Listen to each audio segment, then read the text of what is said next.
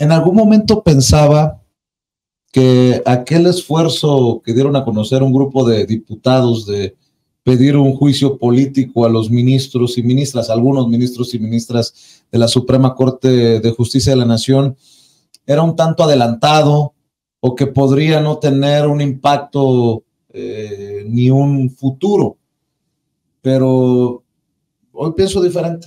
Con todo lo que se está destapando, estos 25,000, 80,000 millones de pesos, con estos fast tracks a contentillo, o no sé si siguiendo una línea de no sé quién, pues creo que puede ir armando un caso sobre estos personajes que si a lo mejor no tiene al final el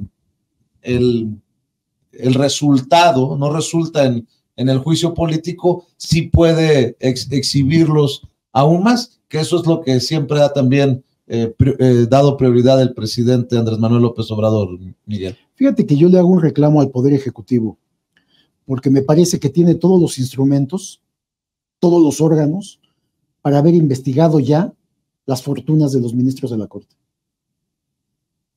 Que no, aunque han ganado mucho dinero, en salario, en prebendas, en prestaciones, como lo hemos discutido aquí, hemos dado datos, se han dado datos escandalosos del enorme, las cantidades de dinero público que reciben los ministros de la Corte.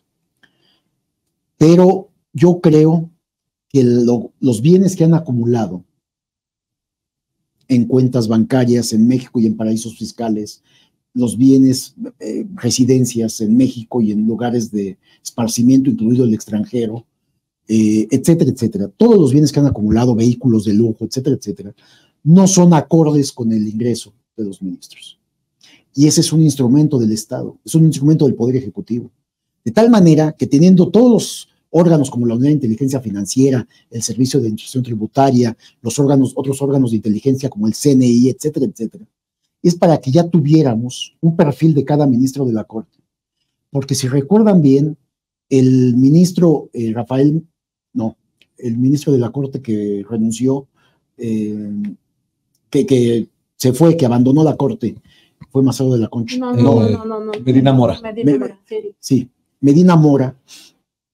¿Qué hicieron ahí? Le llevaron su expediente, y eso lo sé bien, de buena fuente, de el desvío del dinero que había movido en cuentas bancarias y de otros datos de supuestas irregularidades, se lo pusieron en el escritorio y le dijeron: vamos a actuar contra usted. Denuncia penal ante la Fiscalía General de la República. El ministro de inmediato puso en la mesa su renuncia y la promesa de no vuelvo a intervenir en política. Es decir, estos personajes que son la autoridad máxima en el Poder Judicial, que son los jueces que deciden quién es culpable y quién no, en el momento que son exhibidos, con pruebas, inmediatamente dan marcha atrás. Y si es necesario hacer eso para que tengan que renunciar o que sean llevados a juicio, pues que se haga, Vicente, porque están causando mucho daño al país. Yo he estado insistiendo, nosotros mismos en Contralínea estamos llevando a cabo investigaciones sobre los ministros de la Corte para tratar de saber las enormes fortunas, pero no sabes cuántas dificultades enfrentamos para tener estos datos, porque son de datos que consideran privados. Cuando se trata de dinero público, lo que han recibido, cuando se trata de servidores públicos que están abusando de su poder para torcer la justicia, para frenar los avances de programas sociales en el país. Entonces algo se tiene que hacer y me parece que el Ejecutivo le ha faltado carácter a los distintos órganos porque tienen los instrumentos para investigarlos y entonces habría muchas sorpresas. Y mira que estoy hablando de los 11 ministros de la Corte, no estoy hablando de magistrados que son cientos, miles, o de jueces que son muchos más, porque en todos lados hay corrupción en el Poder Judicial.